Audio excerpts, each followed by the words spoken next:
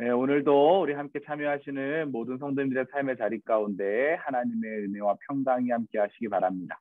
오늘 이 시간에는 우리 스가랴 7장 1절에서 7절의 말씀으로 하나님이 기뻐하시는 금식이라는 제목으로 하나님의 은혜의 말씀 증거하도록 하겠습니다.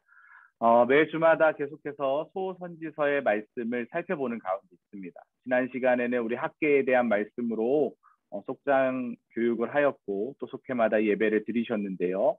오늘은 스가랴입니다. 이 학계, 스가랴, 말라기 이렇게 이제 계속 선지서들이 등장을 하고 있는데 이 학계, 스가랴, 말라기 선지서는 포로 귀환 시대 때 기록된 선지서다. 이렇게 이해를 하시면 좋겠습니다. 이스라엘 백성들이 587년에 이 바벨론에 의해서 남유다가 멸망을 하게 되죠. 멸망한 이후에 포로로 잡혀갑니다. 70년 동안 포로 생활을 하게 되는데요. 오늘 스가랴서에서도 이제 그 얘기가 나오는 거죠. 70년 포로 생활할 동안 5월과 7월에 금식을 했습니다. 성전이 회파된 것에 대한 안타까운 마음을 가지고 금식하면서 절제의 삶을 살았던 것이죠.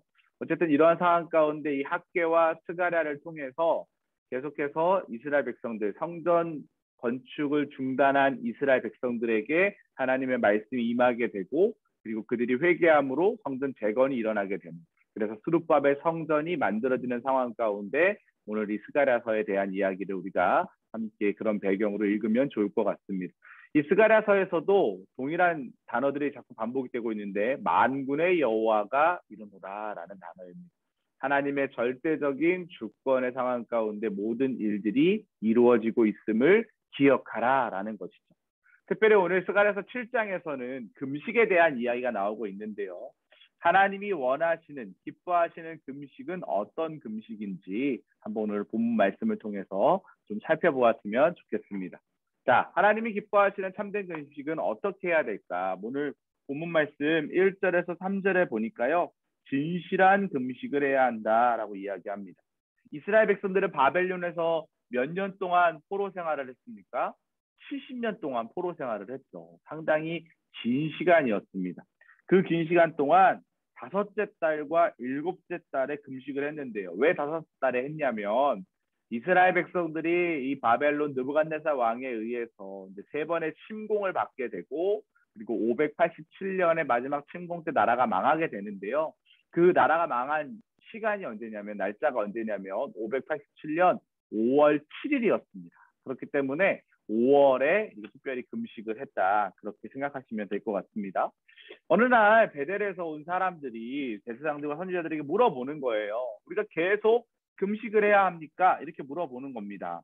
왜냐하면 이 이스라엘 백성들이 이제 귀환을 해서 3번에 걸쳐서 귀환을 했다 그랬죠. 1차 귀환이 언제라 그랬어요? 538년이라고 말씀을 드렸습니다.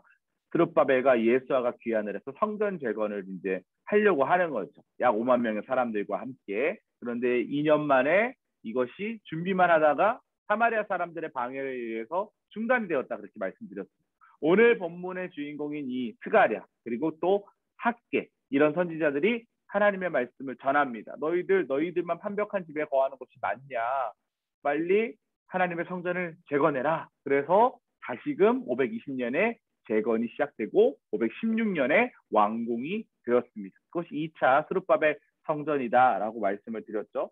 자, 성전이 다시 제공되고 나니까 이 사람들이 이제 마음 가운데 목표의식이 사라진 거죠. 우리가 지금 이 남유다가 멸망한 이후에 성전이 없어진 것 때문에 이 지금 금식을 하고 있었는데 이제 성전이 지어졌잖아요. 그러면 계속 이 금식을 해야 합니까? 라는 의문점을 가지게 됐다라는 것이 오늘 1절에서 3절에 나오는 내용입니다. 그때 어떤 마음으로 금식을 했느냐에 대한 마음을 물어보는 거죠. 형식적인 경건이냐?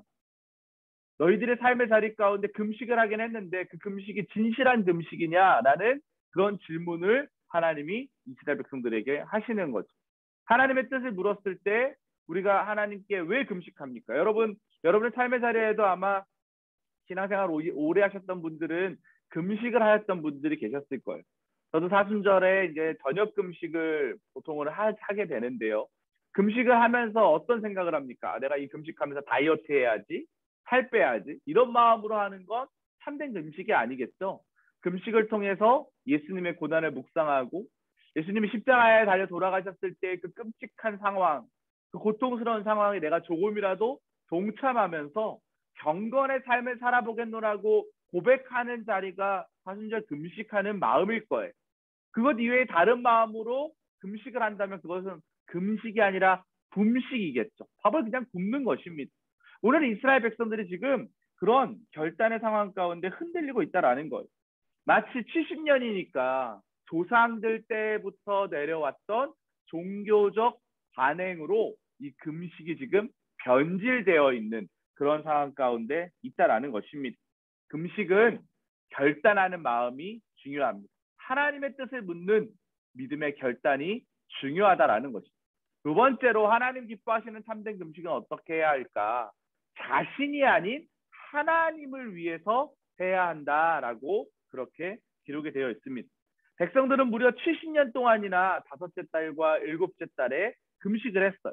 그리고 스가랴서 8장 19절에 보면 그 이후에 넷째 달, 열째 달에도 금식을 했습니다. 그러니까 상당히 많은 시간을 금식을 한 거죠. 물론 완전한 세 끼를 다 금식하는 것은 아니었어요. 절식이었습니다.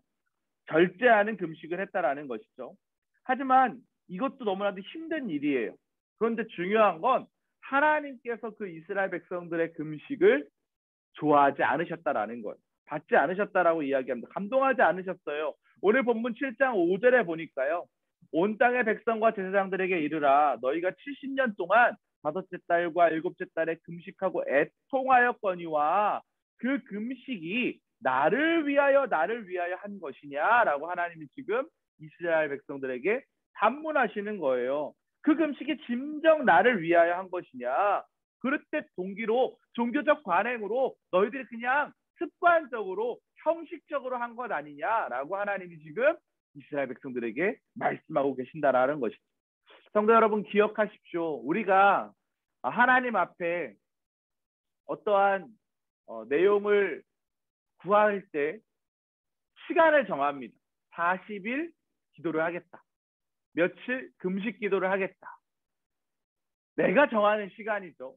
하나님과 전혀 사인이 맞지 않는데 내가 일방적으로 40일 금식 기도를 하겠노라고 결정을 하고 40일을 열심히 금식하면서 기도를 해요. 그런데 그 주체가 누구예요? 나예요, 나. 하나님의 생각, 하나님의 마음은 전혀 온데간데 상관이 없고 내가 결정한 대로 하나님은 그대로 이루어져야 되는 분으로 우리가 착각하는 경우들이 많다라는 거예요. 무려 70년입니다. 70년 동안 그렇게 금식하면서 하나님의 마음을 알게 해달라고 그렇게 기도했지만 하나님은 그게 나를 위한 것이 아니라 너희들을 위한 것 아니었냐라고 그렇게 이야기하는 거예요. 금식하는 행위가 모든 기도의 응답이 아님을 기억하십시오. 더 궁극적으로 중요한 것은 하나님과의 진실한 관계를 맺는 신앙의 중심이 훨씬 더 중요하다라는 거예요. 마지막 세 번째로 하나님 기뻐하시는 참된 금식은 말씀을 듣고 실천하는 삶을 사는 것에서부터 시작이 됩니다. 금식하는 자세가 무엇일까요? 자신을 낮추는 행위입니다. 하나님 앞에 말씀에 순종하고 경건한 신앙생활을 하겠노라고 고백하는 거예요. 근데 이스라엘의 금식은 어땠다고요? 진정한 회개가 없어요. 자신을 돌아보는 회개가 없어요. 자신을 낮추는 모습을 온데간데 없어요. 마음의 회복도 없습니다. 그냥 형식적으로 종교적인 관행에 의해서 부모님이 했으니까 우리도 5월, 7월, 또 4월, 11월 계속 기도하자, 금식하자 그렇게 그냥 결정했다라는 것입니다. 잘못된 행동을 하고 있다라는 것이죠. 성도 여러분, 우리가 믿음의 결단을 하길 원합니다. 금식을 하는 이유를 꼭 기억하시기 바랍니다. 종교적 규범을 넘어서서 우리의 내면이 변화되고 삶이 변화가 이루어질 때 그것이 진정한 금식이 될 수 있다라는 거예요.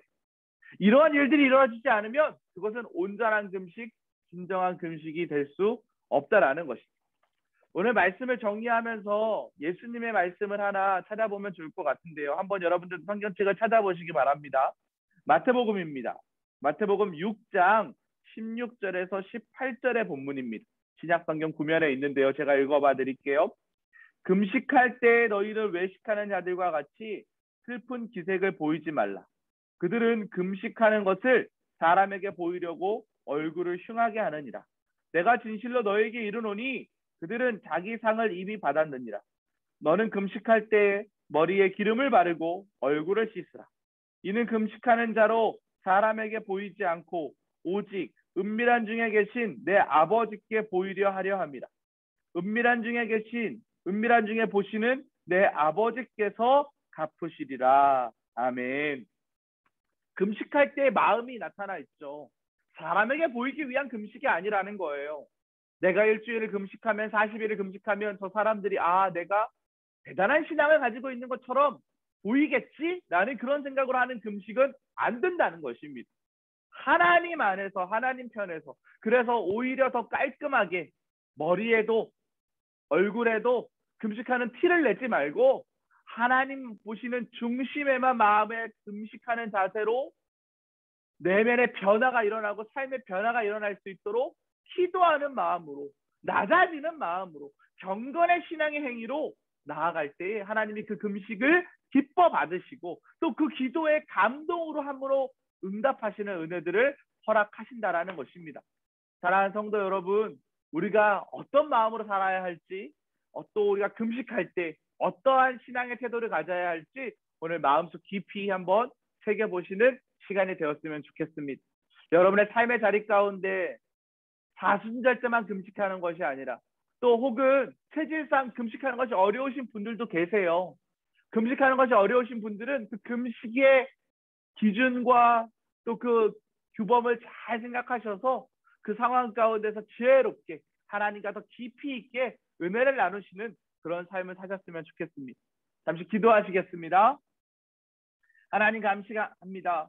금식은 닫힌 길을 열어 마음에 순종하고 하나님의 뜻이 이루어지도록 자신을 복종시키는 일임을 오늘 깨닫게 하신 하나님, 우리들의 삶의 자리 가운데 외형적인, 형식적인, 습관적인 그런 태도가 있었다면 하나님 끊어내게 하여 주시고 하나님이 원하시는 삶을 살아갈 수 있도록 주님 인도하여 주시옵소서. 그 무엇보다도 이번 한 주간은 생명을 살리는 일에 우리가 마음을 쏟기 원합니다. 그러기 위하여서 우리의 내면이 먼저 주님 안에서 변화되어야 될 줄 믿습니다. 세상을 변화시키는 순종의 생활할 수 있는 신실한 그리스도인들 될 수 있도록 주님 인도하여 주시옵소서. 하나님께서 우리 성도님들 한 사람 한 사람의 삶의 자리 가운데 하나님 안에서 누리는 평강의 복을 허락할 줄 믿사오며 예수 그리스도의 이름으로 기도합니다. 아멘. 이러한 은혜가 우리 모든 성도님들의 삶의 자리 가운데 함께 하시기를 주님의 이름으로 간절히 축복합니다.